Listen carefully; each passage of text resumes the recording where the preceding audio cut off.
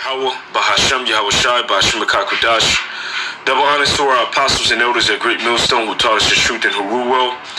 Peace, love, salutations, and mercy be unto the hopeful elect. This video is going to be entitled, Why Having a Man is Necessary for the State of Survival. Why is having a man necessary for the state of survival? And for a long time, you women have been living in pleasure. You've been living in luxury and voluptuousness. You've been chasing after tangible things, all right? And living after the pleasure of the flesh instead of doing your role as a woman within our nation. And Esau has given you a license, liberty to sin, and with the government agencies, you know, you got the police force, you got the judicial system, and you got the laws that they pass, all right, which protects you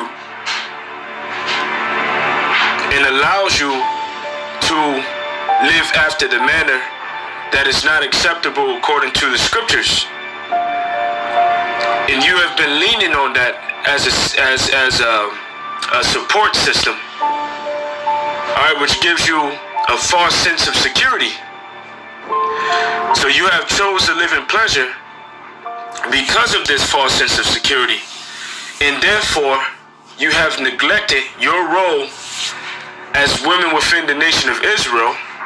And not to all of you. You have some women that are, you know, elect women, all right, and will be saved. You got some women that respect their husbands and follow the way that a woman is supposed to, you know, carry herself and conduct herself according to the scriptures.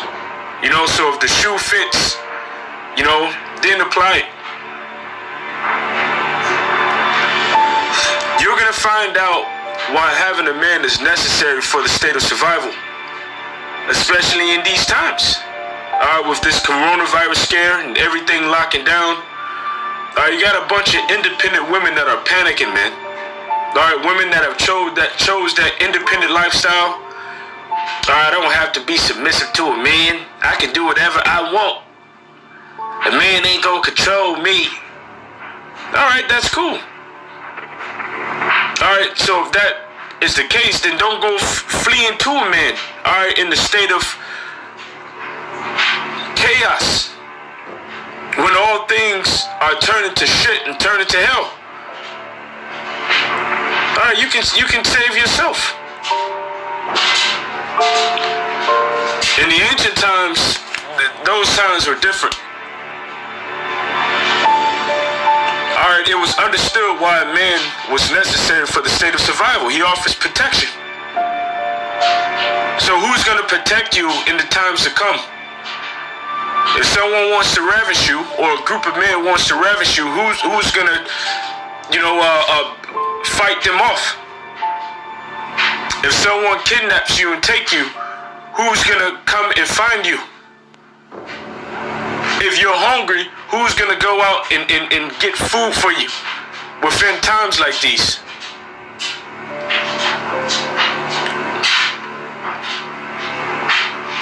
Remember that vultures prey on the weak.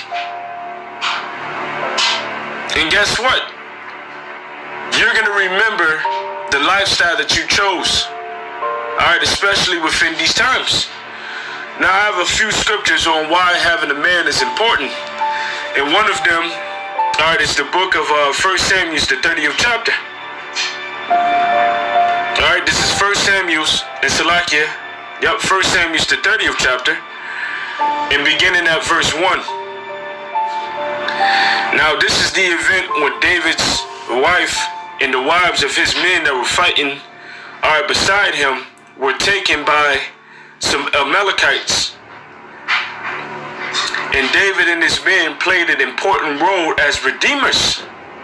All right, so a man is a redeemer. What is a redeemer?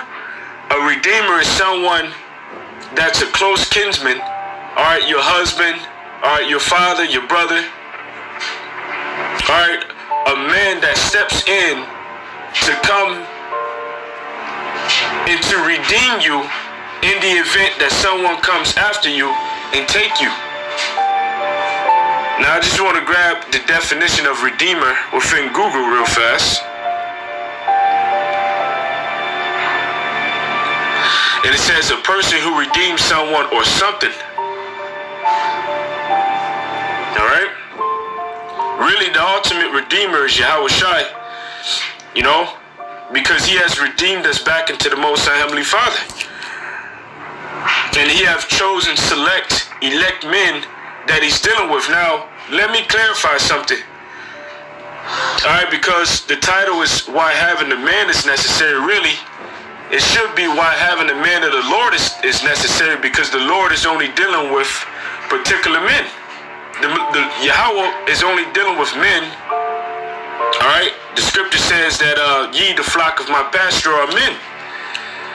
But he's only dealing with elect men. And in these days, these elect men are going to be safe from the things that are going on in the world. Although they're in the midst of them, they're going to have food, they're going to have protection. Alright, does not the scripture say that the Most Heavenly Father is going to send Michael the archangel, alright, to protect, alright, the elect in the time of trouble? That's Daniel 12:1. And one of the reasons that you confess Yahweh Shai and you believe in Yahweh Shai is so that Yahweh Shai can confess you before the angels. Now, one of those angels is Michael the archangel, alright, who's going to stand up as a protection. And it tells you in the book of Psalms, the 91st chapter, in verse 10, it says, there shall no evil befall thee, neither shall any plague come nigh thy dwelling. For he shall give his angels charge over thee, to keep thee in all thy way. Now, who does that apply to? That applies to the men of the Lord, those that serve Yahweh through his son Yahweh Shai. And many of them you have been evil towards. You have shown your hatred and your disdain for those that put their trust in Yahweh Shai. These men that have been sacrificing their time, alright, to serving the Lord, and you gave them hell, man. Alright, because your desire for pleasure, your desire for living in luxury and living voluptuously, alright, through following the desire of the flesh. So therefore, when it comes down to you, there's not going to be anyone to play the part of the Redeemer for you. There's no one that's going to protect you in these times. You know, but for those women that have humbled themselves, alright, they will have protection. Alright, they're going to flock into the man of the Lord. And they don't have to worry about being rejected. As a matter of fact, when they flock into the man of the Lord, they're not going to give a damn if, they're not going to give a damn, you know, if he has other women flocking to him. As it states within Isaiah 4:1, it says, and in that day, seven women shall take hold of one man, saying, we will eat our own bread and wear our own apparel. Only let us be called by thy name to take away our reproach.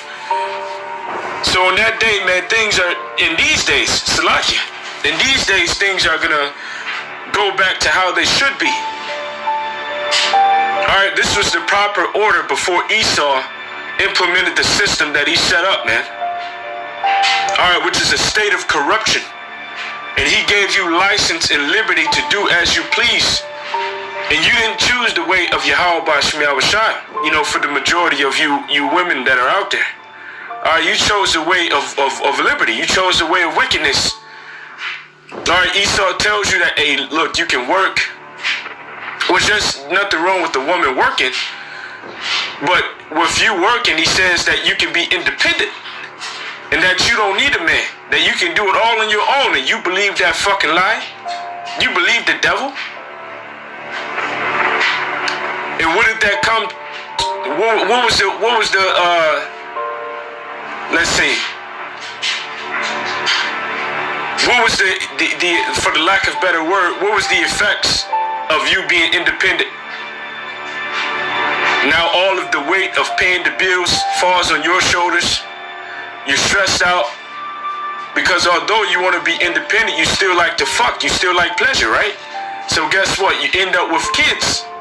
And now you got to worry about maintaining those kids as well as paying the bills. And you believe what the devil said, man.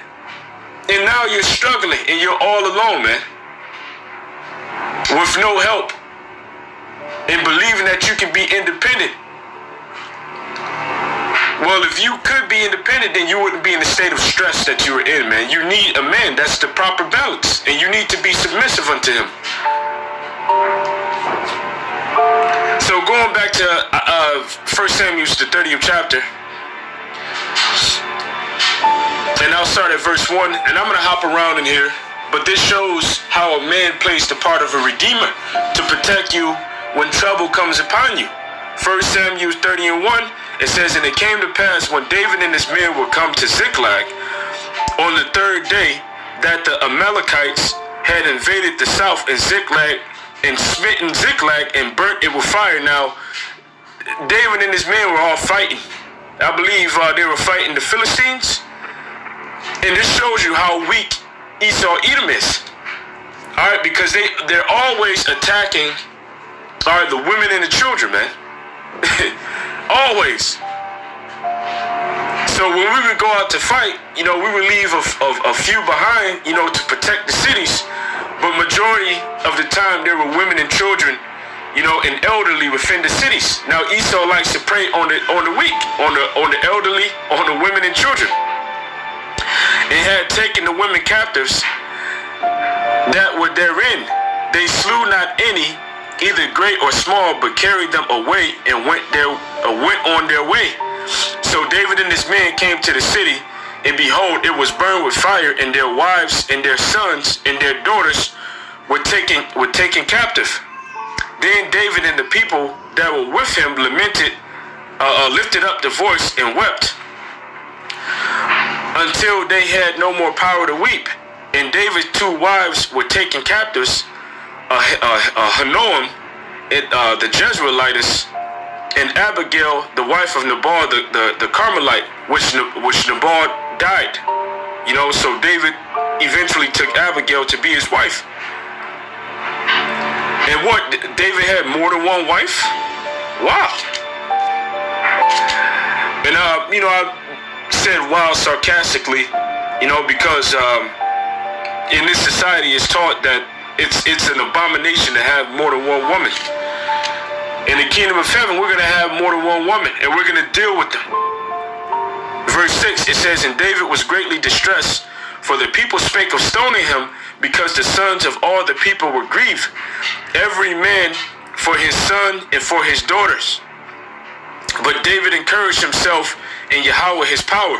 And David said to Abiathar the priest, Ahimelech's son, I pray thee, bring me hither the ephod.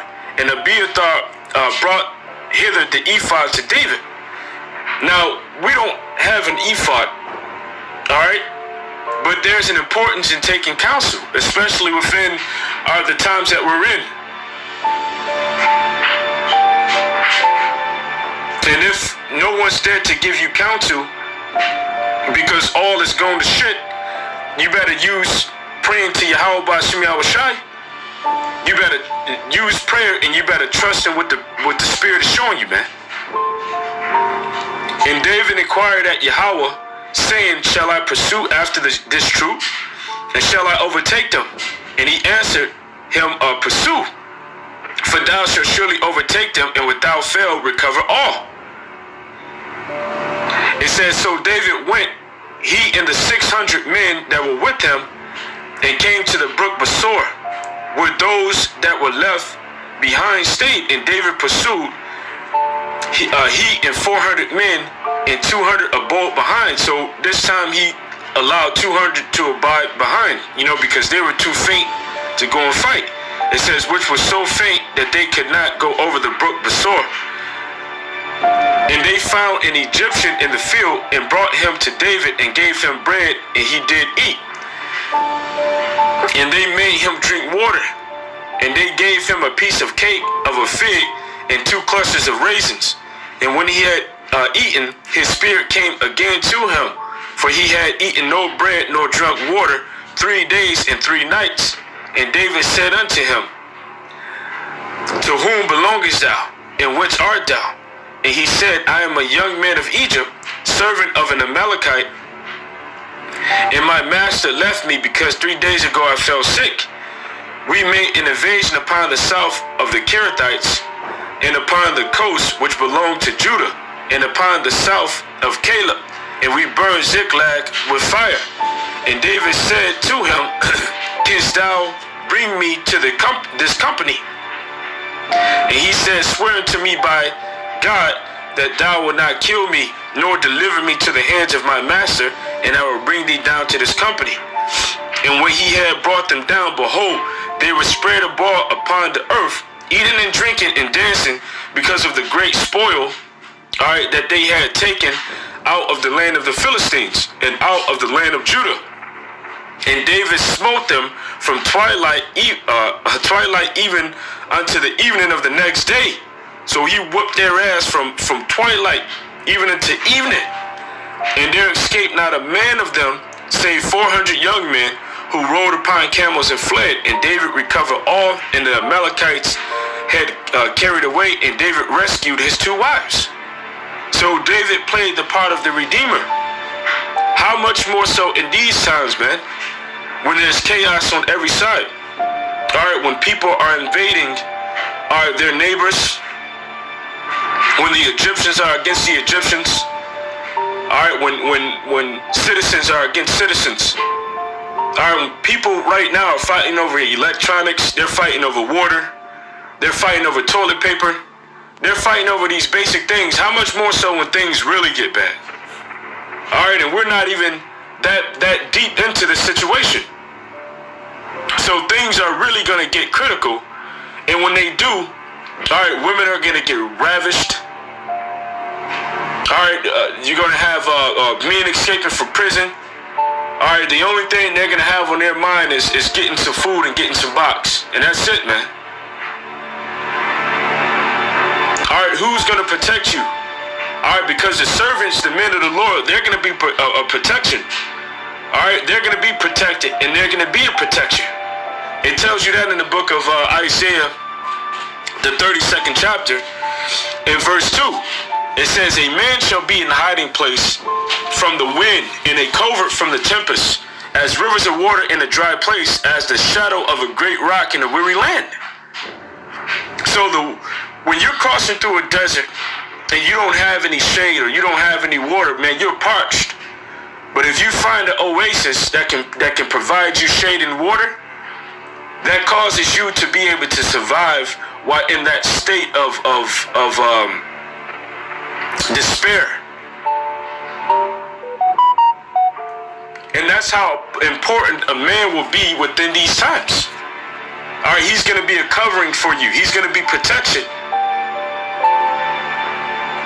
And all of you women that have been at ease at this moment, who have chose to live in pleasure, who have chose to, not be submissive to their man because they thought that they can work and be independent and make more than a man, and provide a lifestyle for themselves and do it on their own, and you've been despising the men of the Lord, you've been being disrespectful.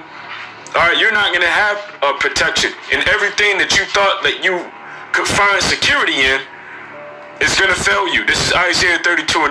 Rise up, ye women that are at ease. Hear my voice, you careless daughters. Give ear unto my speech. Many days and many years shall ye be troubled, ye careless women. For the vintage shall fail, and the gathering shall not come in. So that paycheck ain't coming. And even if it does, eventually the dollar bill is going to be done away with. And before Esau rose out the mark of the beast system, they want the world in a state of panic. They want the world in a state of chaos.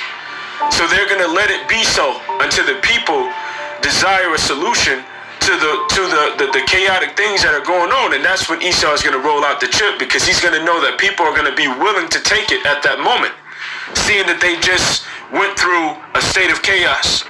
Rioting, looting, seeing mass death All right, people dying of famine, people dying of plagues and pestilence and sickness. That's when he's going to roll it out. But he wants you to be fearful, because in order for his new world order to work and for it to be implemented, he first has to make the chaos come. So for a minute, you're going to be without water. You're going to be without food. You're going to be without protection. And you're just a open game at that time. And a lot of women in that time, they're going to flee unto the men of the Lord, because they're going to see how them being faithful unto Yahweh B'Shem Yahushai has created an opportunity for them to be protected. Men of the Lord are going to receive powers from on high. They're going to receive food. They're going to receive water. They're going to have shelter. They're going to have protection. All right? But you women that have lived in pleasure, what are you going to do? It says, tremble, you women that are at ease. Be troubled, ye careless ones. Strip you and make ye bare and journey sackcloth upon your loins. That means to mourn. All right, you're going to be in a state of mourning. All right, and a lot of these women, all right, that have husbands, all right, and a lot of their husbands are going to be shipped off, you know, to fight in the wars. A lot of their husbands are going to die in the hour of martial law. A lot of them are going to die of famine. A lot of them are going to die of plagues.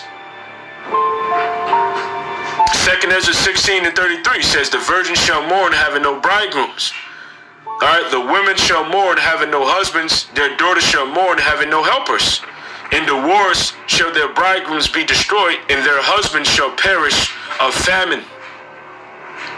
So a lot of men are going to die, which means what? That means that the men that are left, all right, being elect men that put their trust in Yahweh B'Shem Yahushai, these men are going to be precious. They're going to be as precious as gold. All right, they're going to be more precious than gold, rather. Isaiah the 13th chapter, verse 12, it says, I will make a man more precious than fine gold, even a man than the golden wedge of Ophir. So in that time, all right, the men of Yahweh B'Shem Yahushai is going to be more precious than gold. They're going to be more valuable than gold. So to you women that have chosen to live in pleasure, hey, you're dead right now. Because the scripture says in 1 Timothy 5 and 6, it says, but she that liveth in pleasure is dead while she liveth. So you're already dead. And what is the word for pleasure? The word there is spataleo, to live luxuriously. All right, lead a voluptuous life. Give oneself to pleasure. All right, so while you out there chasing a bag, you know, getting it out the mud. All right, here it is. I never understood this concept. A woman can get married. All right, she can have a husband and bear children. All right, he can secure her by working. But she'll rather go and strip and hoe and to put her life in danger every single day just to make some money. I don't understand that. Or a woman will be willing to struggle, claiming that she's independent and she can do it on her own, all the while needing help just to prove a point. That is the most stupidest thing in the fucking world, man. But really, it's because they love freedom and liberty, and they're rebellious, and they don't want you telling them what to do. So this right here fits the women of these times, man. They're living luxuriously, all right, and they lead a voluptuous lifestyle, living a lifestyle full of pleasure, sensual pleasure. All right, putting themselves at risk of STDs, all right, the coronavirus. You're going to catch the coronavirus in the mouth trying to swallow. But anyways, a woman ain't supposed to be this way. The scriptures say in the book of Sirach, and I believe that's the 26th chapter, in verse 8, it says, a drunken woman in the gutter abroad causes great anger, and she will not cover her own shame. So you're not worried about covering your own shame. All right, you're being gathered abroad. You're wandering the streets. There's a lot of women that are staying at home right now, because of this coronavirus thing. Jobs are getting locked down, and things of that nature. Which, everything can go back to normal eventually. Really things ain't gonna pick up until Esau pushes that mark of the beast, all right, which is the RFID chip. So Esau can make you go into a panic and then, make everything go back to normal. But ultimately, when that mark of the beast is implemented, that's when all hell is gonna break loose, man. That's when things are gonna pick up. So you women were gathered abroad, all right, hitting the clubs, hitting the streets, riding the cock carousel. It says the whoredom of a woman may be known in her haughty looks and in her eyelids, man. Putting on long eyelashes, all right, doing up your eyes and your eyebrows so that you can capture men with your attempts, with your looks. All right, not covering your shame, not covering your wickedness. All right, not covering your body up. All sorts of things, man. It says, if thy daughter be shameless, keep her in straitly, lest she abuse herself with overmuch liberty. And that's what you women have done. You have abused yourselves through liberty. Watch over an impudent eye and marvel not if she trespass against you. She will open her mouth as a thirsty traveler when he have found a fountain and drink of every water near her. All right, by every hedge will she sit down and open her quiver against every arrow. So that mouth is not speaking about the mouth that's on your head. All right, that mouth is talking about her vagina. So like a thirsty traveler, all right, who would drink of every fountain that they pass by, that's how you have taken penises.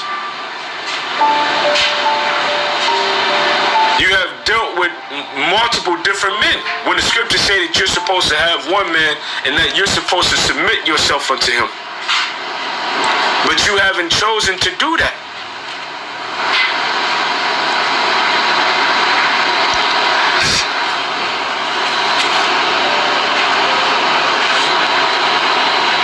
This is Proverbs 30 and 20. Such is the way of an adulterous woman. She eateth and wipeth her mouth and saith, I have done nothing. And I've heard a conversation before, because I used to work in a phone store. And a woman was in there talking on the phone, and she said that basically her ex-dude came over and she allowed him to smash. And while he was smashing, the dude that she was with came knocking on the door. I'm sorry. After she smashed, the guy left.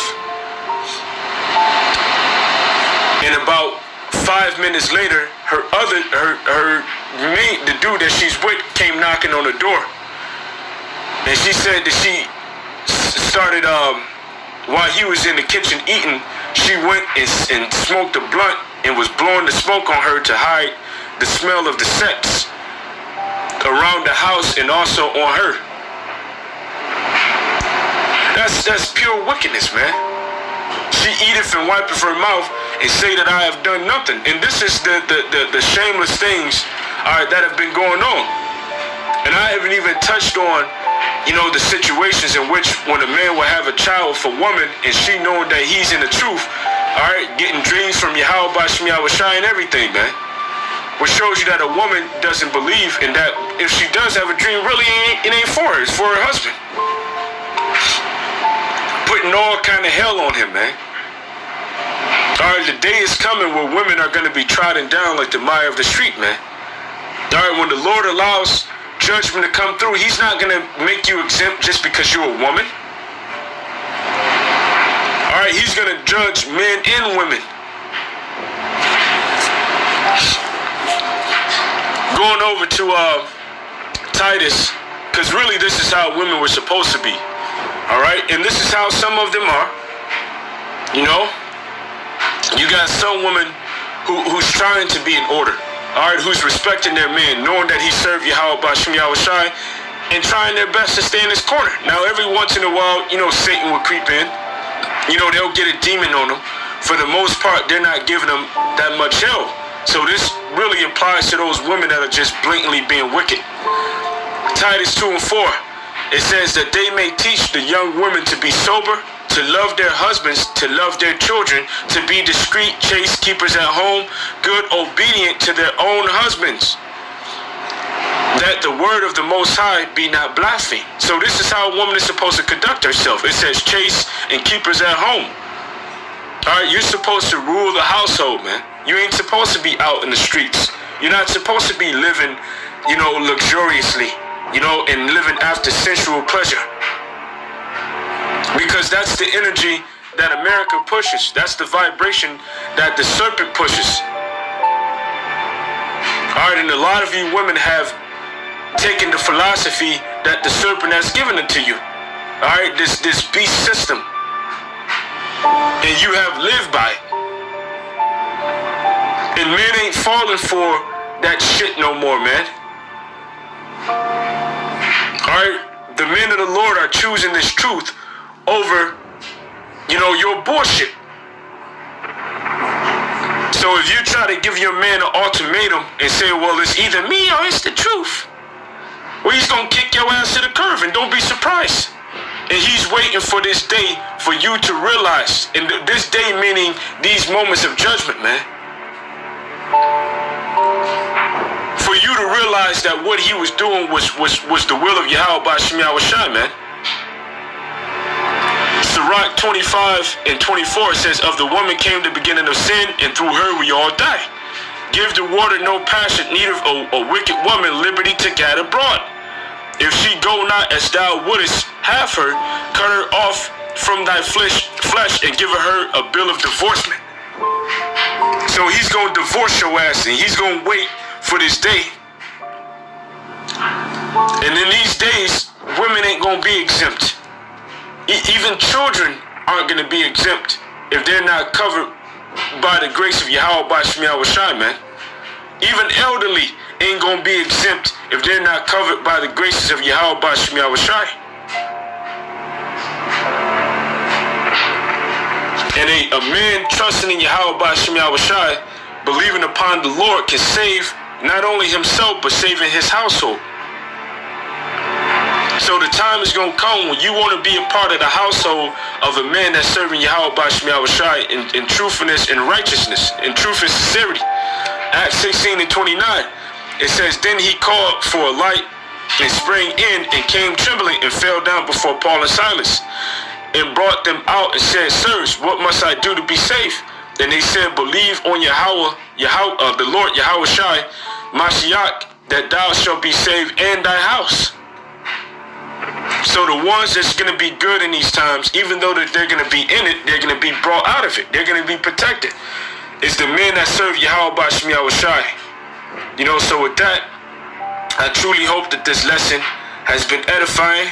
This has been why having a man, or rather, why having a man of the Lord is necessary for the state of survival. That's the reason that they're necessary, for the state of survival, especially in these times. So with that, Shalom.